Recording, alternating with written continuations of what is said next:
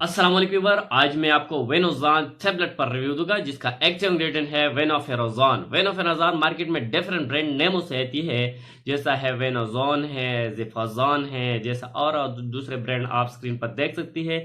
इसकी जो active ingredient है वो है वेनोफेराजोन, जो 10 मिलीग्राम और 20 मिलीग्राम की स्ट्रेंथ में आती है। ये medicine potassium competitive acid blocker medicine है जो मैदे की तेजाबियत को ख़त्म करने के लिए इस्तेमाल किया जाता है। इस मेडिसिन का ताल्लुक इन ग्रुप से है जो मैदे की तेजाबियत और अल्सर को ख़त्म करने के लिए इस्तेमाल किया जाता है। ये मेडिसिन मैदे की जो तेजाबियत होती है इसको मेंटेन कर देती है और अल्सर को ख़त्म करने के लिए इस्तेमाल किया जा सकता है। आज मैं आपको वेनोफेराजोन पर कंप्लीट रिव्यू दूंगा, लेकिन इससे पहले अगर आप हमारे चैनल पर नए हैं तो सबसे पहले इस चैनल को सब्सक्राइब करें। चलो स्टार्ट करिए वेनोफेराजोन टैबलेट की यूजेज।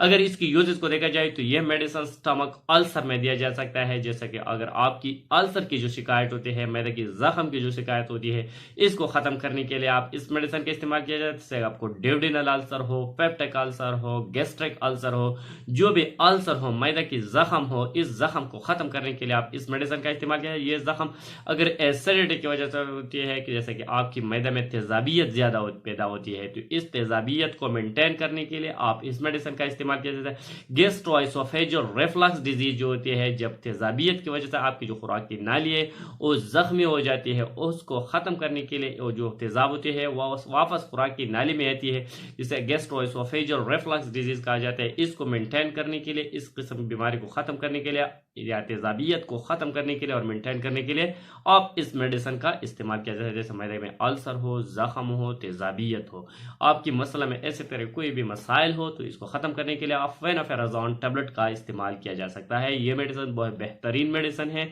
पेंटाफेराजोल, ओमेप्राजोल, लेंसोफेराजोल या ओमेफ्राजोल, जिसे हमें पीपीआई प्रोटॉन पंपिंग इनहिबिटर कहते हैं, इस मेडिसिन से ये मेडिसिन बेहतर है, क्योंकि ये आप खाने के बाद और खाने से पहले दोनों हालातों में इस्तेमाल कर सकते हैं। जो पीपीआई वाले ग्रुप है वो सिर्फ और सिर्फ खाने के बाद यानी नहरी मुंह में इस्तेमाल कर सकते हैं। तो ये मेडिसिन बेहतरीन मेडिसिन है। अगर इसकी साइड इफेक्ट को देखा जाए तो इस मेडिसिन के इस्तेमाल से आपके साथ में दर्द हो सकती है, नाजिया वोमिटिंग भी खास करके जो मतली होती है, स्टमक जो एब्डामिन है, एब्डामिनल फैन भी काज कर सकते हैं। एब्डामिनल फैन जो आपके एब्डामिन है, फेट की लोअर हिस्से पर दर्द काज कर सकते हैं। कब्ज और स्किन रैशेस भी काज कर सकते हैं।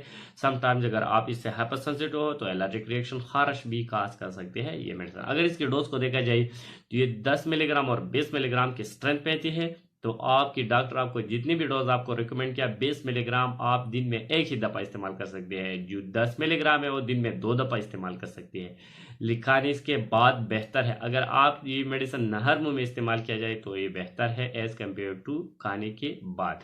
लेकिन आपके डॉक्टर आपको जितने भी डोज और जितने मकदार आपको रिकमेंड किया, इतनी ही टाइम तक आप इसका इस्तेमाल करें। इसी तरीके से इस्तेमाल करिए। डॉक्टर के प्रिस्क्रिप्शन के बगैर कभी भी मेडिसिन का इस्तेमाल नहीं करना चाहिए। Thank you.